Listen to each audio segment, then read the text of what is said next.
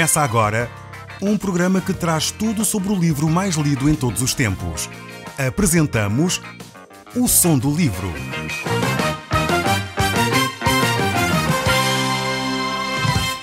Seja muito bem-vindo. Neste podcast vai encontrar o livro mais conhecido e lido em todo o mundo.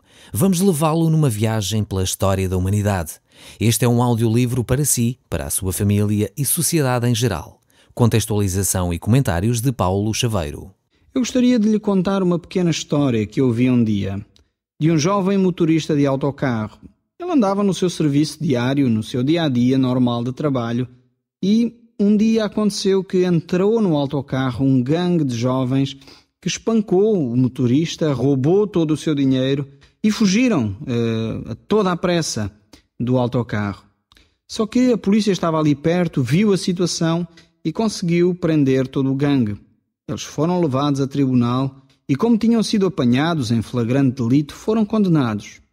O motorista do autocarro pediu para dirigir-se ao tribunal para poder dizer alguma coisa ao juiz.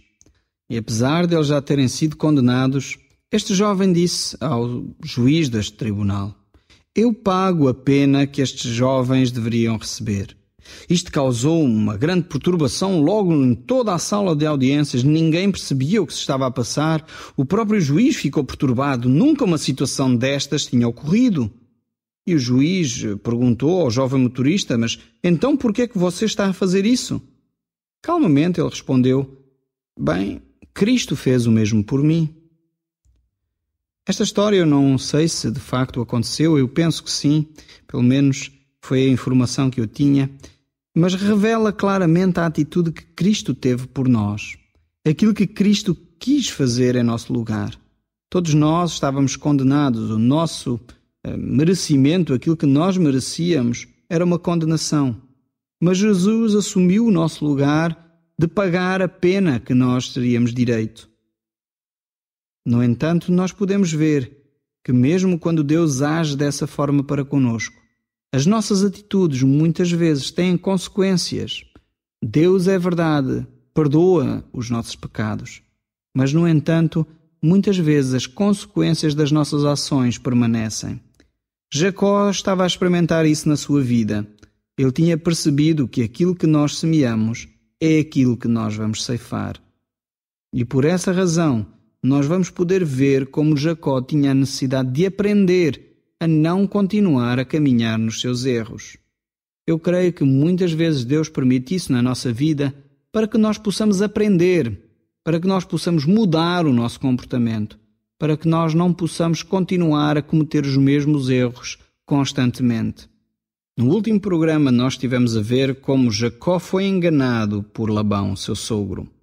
Jacó tinha trabalhado 7 anos para poder ficar com a sua amada, Raquel, no fim dos quais o seu sogro lhe entregou Lia, a irmã mais velha de Raquel.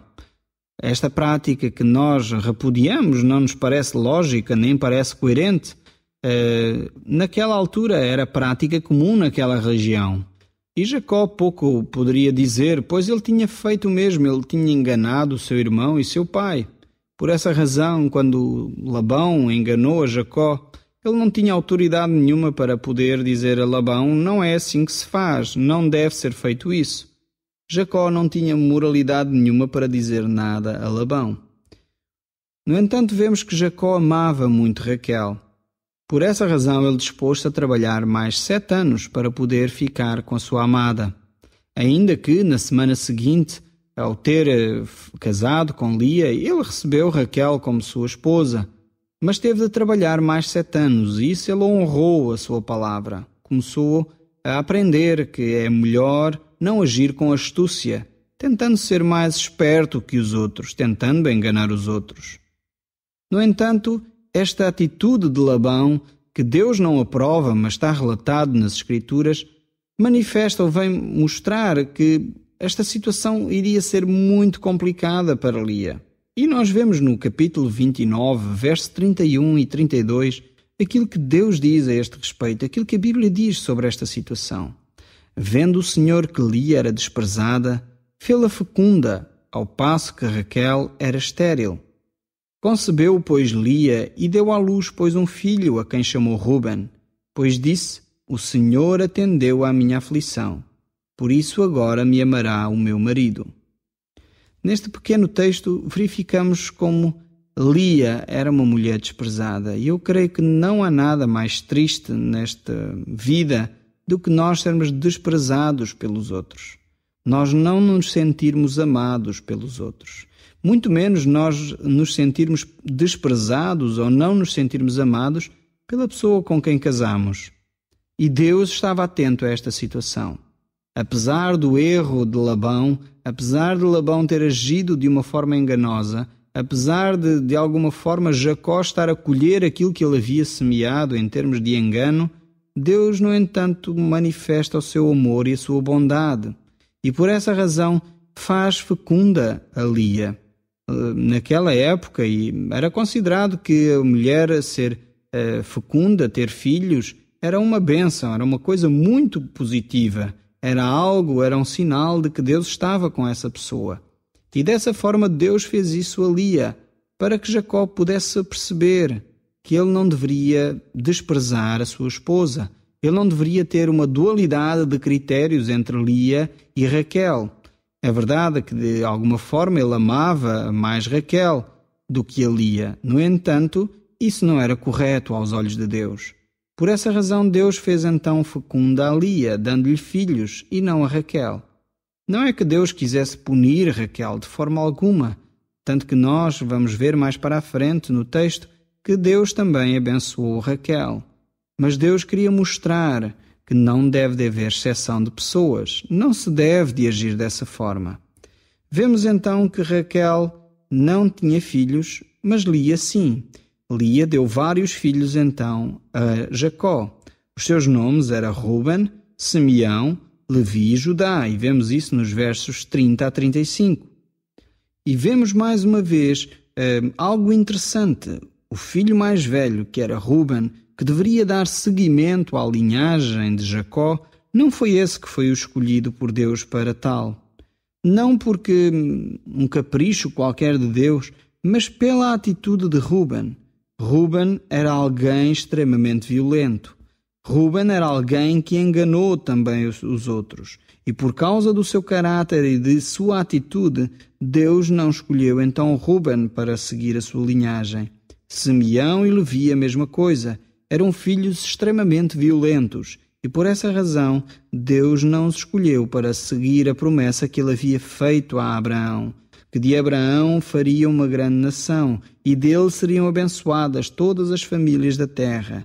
Deus escolheu a Judá, o quarto filho, para fazer dele a linhagem real, cumprindo assim a promessa que havia feito a Abraão.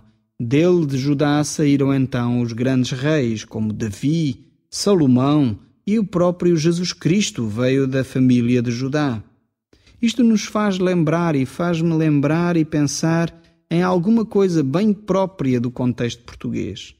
Muitas vezes nós em Portugal achamos que o destino é fatal, nós não podemos fazer nada para alterar. No caso destes 4 jovens, no caso destes 4 filhos de Lia, todos eles alteraram o seu destino por causa das suas atitudes. Se eles tivessem ficado numa atitude fatalista, pensando que as coisas são assim e, portanto, será sempre assim, talvez eles pensassem que Ruben seria, de facto, o filho que daria cumprimento à promessa. Mas as coisas não são assim. Aquela ideia de que eu nasci assim, eu vou ser sempre assim, talvez assente bem nas novelas, mas não na vida real. Nós podemos, de alguma forma, transformar a nossa vida através das nossas atitudes, através do nosso caráter. Nós podemos mudar as coisas. Judá, supostamente, não seria o filho herdeiro, não seria o filho que daria origem à linhagem real. Deveria ser Ruben. Mas por causa das suas atitudes, Ruben, Simeão e Levi não puderam ser escolhidos por Deus para continuar a promessa que ele havia feito a Abraão. Mas sim Judá. Judá pôde dar continuidade à promessa por causa do seu caráter. Está nas suas mãos mudar algumas coisas. Você pode transformar o ambiente em sua casa, Você pode transformar o ambiente talvez difícil e negativo que está no seu lar, ou talvez no seu trabalho. As coisas não têm que ser fatalistas, não temos que ser demasiado negativistas quanto à situação para o futuro. Nós podemos mudar as coisas pela nossa atitude, pela nossa maneira de ser e estar. Assim como aconteceu com Judá. Ele deu sequência àquilo que Deus havia prometido a Abraão, a Isaque e a Jacó. Era ele agora que iria dar continuidade a essa promessa. Mas nós vamos vendo ainda como a vida no lar de Jacó se torna difícil. Vemos assim no verso 1 do capítulo 30. Vendo Raquel que não dava filhos a Jacó, teve ciúmes de sua irmã e disse a Jacó: Dai-me filhos, senão morrerei. Então Jacó se irou contra Raquel e disse: Acaso estou eu em lugar de Deus, que ao teu ventre impediu de frutificar? Respondeu ela: Eis aqui Bila, minha serva. Coabita com ela, para que dê à luz e eu traga filhos ao meu colo por meio dela. Esta era uma atitude comum naquela época. Se uma mulher era estéril e não podia dar filhos, então ela poderia dar uma das suas servas ao seu marido, para que dessa forma ela tivesse um filho, e este filho era como se fosse seu. Nós vimos que Sara tentou fazer o mesmo com Abraão, dando a sua serva Agar. E isto não era algo que Deus aprovasse. Mais uma vez encontramos textos na Bíblia que manifestam que há coisas que os homens fazem, mas não são necessariamente aquilo que Deus aprova. O facto de estarem escritos na Bíblia servem para nosso ensinamento, não para dizer que tudo aquilo que está escrito Deus aprova. Muitos relatos Deus tem na Bíblia escritos, não que Ele aprove, mas que Deus quer que nós aprendamos que não é assim que se faz. Esta situação veio a trazer mais complicações ainda para a vida familiar de Jacó. Ele acedeu a essa prática comum na sua terra, e por essa razão isso veio a trazer situações mais difíceis. De novo encontramos no verso 22 a 24 que lembrou-se Deus de Raquel, ouviu-a e fez fecunda. Ela concebeu, deu à luz um filho e disse: Deus me tirou o meu vexame. E lhe chamou José, dizendo: Dê-me o Senhor ainda outro filho. Este José é aquele filho de Jacó que nós iremos ver mais à frente como ele foi importante, como ele se tornou um homem importante e famoso na terra do Egito. Mas agora voltando aqui ao nosso texto, porque de José nós iremos estudá-lo com muito mais tempo, diz o texto: Tendo Raquel dado à luz a José, disse Jacó a Labão: Permite-me que eu volte ao meu lugar e à minha terra. Dá-me meus filhos e as mulheres pelas quais eu te servi, e partirei, pois tu sabes quanto e de que maneira te servi. Labão não fica satisfeito com esta questão de Jacó. Ele não quer que Jacó saia já, porque de alguma forma ele tem percebido que Deus está com Jacó e o tem abençoado dessa forma. Por isso ele respondeu no verso 27, Acho eu mercê diante de ti, fica comigo. Tenho experimentado que o Senhor me abençoou por amor de ti. E disse ainda, fixa o teu salário, que te pagarei. Labão começa a perceber que Jacó era de alguma forma alguém que trazia bênção à sua casa. Apesar de ele ter tentado enganar Jacó e conseguiu enganá-lo, ele agora percebia que se Jacó saísse, ele iria perder com isso. Por essa razão ele lança um desafio a Jacó para ele fixar o seu próprio salário. Disse-lhe Jacó no verso 29, Tu sabes como te venho servindo e como cuidei do teu gado, porque o pouco que tinha antes da minha vinda foi aumentado grandemente, e o Senhor te abençoou por meu trabalho. Agora, pois, quanto hei de eu trabalhar, também por minha casa?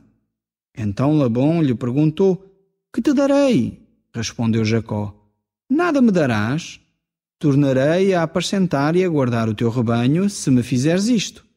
Passarei hoje por todo o teu rebanho, separando dele os salpicados e malhadas, e de todos os negros de entre os cordeiros, e o que é malhado e salpicado de entre as cabras, será isso o meu salário. Esta atitude de Jacó claramente mostra a intenção que ele começa a ter, a mudar a sua maneira de ver as coisas. Ele não queria mais enganar o seu sogro, começa a ter uma atitude diferente e a mostrar um caráter diferente. Labão, por sua vez, vê que se Jacó sair, ele iria ficar prejudicado, iria ficar não ganhando tanto. Por essa razão, ele tenta ainda reter mais Jacó consigo. E o salário é fixado e começa agora uma nova relação entre Labão e Jacó. Vemos aqui que há uma nova atitude, por um lado, de Jacó, mas que ao mesmo tempo Labão vai tentar alterar esta situação. Ele escolhe da parte do rebanho aquelas que eram talvez menos bonitas, as malhadas, salpicadas, as negras, em vez dos cordeiros brancos e com lã boa para se vender. Jacó prefere ter aquelas que talvez seriam menos apreciadas. E esse seria o seu salário. Então vemos como Jacó vai agir com esta situação. Responderam então por mim e pela minha justiça no dia de hoje, quando vieres ver o meu salário diante de ti, o que não for salpicado e malhado de entre as cabras e negro entre as ovelhas, essa se for achada comigo, será tido por furtado. Disse Labão: pois sim, seja conforme a tua palavra. Mas naquele mesmo dia separou Labão os bodes listados e malhados, e todas as cabras salpicadas e malhadas, todos os que tinham alguma brancura, e todos os negros de entre os cordeiros, e os passou às mãos dos seus filhos, e os pôs à distância de 3 dias de jornada entre si e Jacó. E Jacó apacentava o rebanho de Labão. Vemos como esta atitude, Jacó tentou agora começar a amealhar alguma coisa para a sua família. Ele certamente tinha em mente que Deus lhe havia prometido que dele faria uma grande nação, que Deus estaria sempre com ele.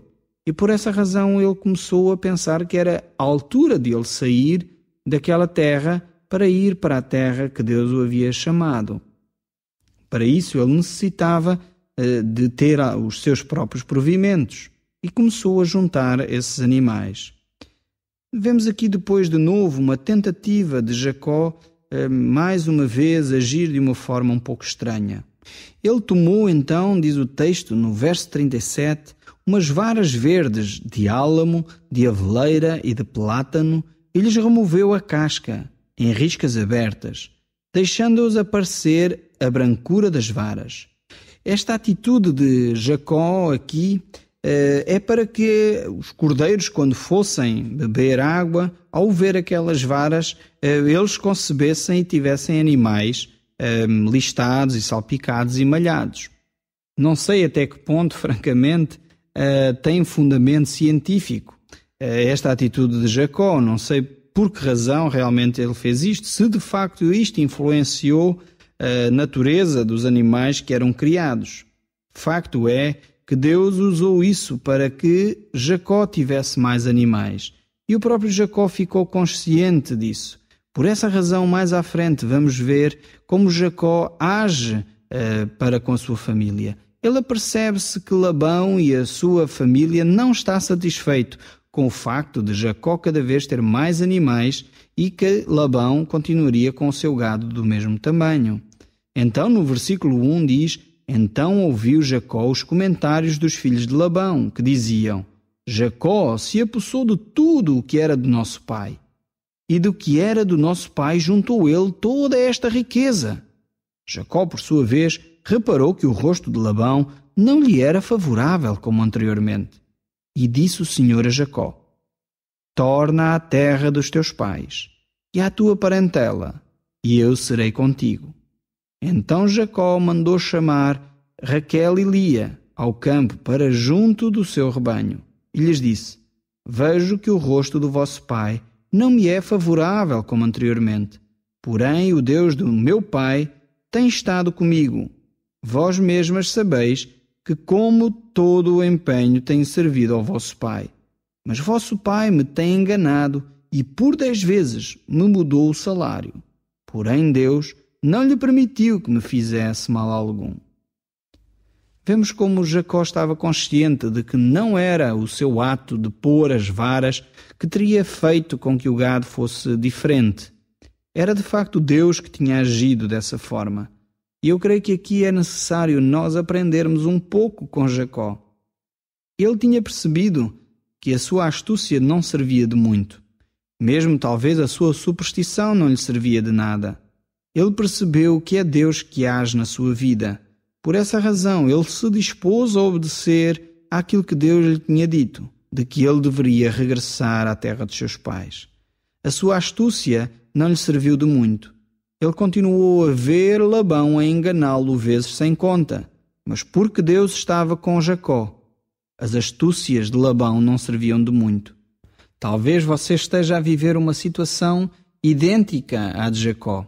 Está constantemente a ser enganado por outros. Tentam passar-lhe a perna, tentam enganá-lo, ludibriá-lo.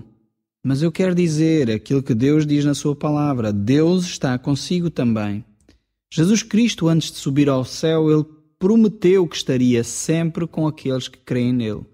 Que as coisas não acontecem na nossa vida de uma forma fatal. O fatalismo e o fado é algo que nos caracteriza como povo português. Mas na realidade nós temos possibilidade de alterar as coisas. De acordo com o nosso caráter, de acordo com as nossas atitudes, nós é que fazemos de alguma forma o nosso futuro. Quando nós decidimos entregar a nossa vida nas mãos de Deus, certamente o nosso futuro será bem diferente daquilo que é agora. Deus quer cuidar de si.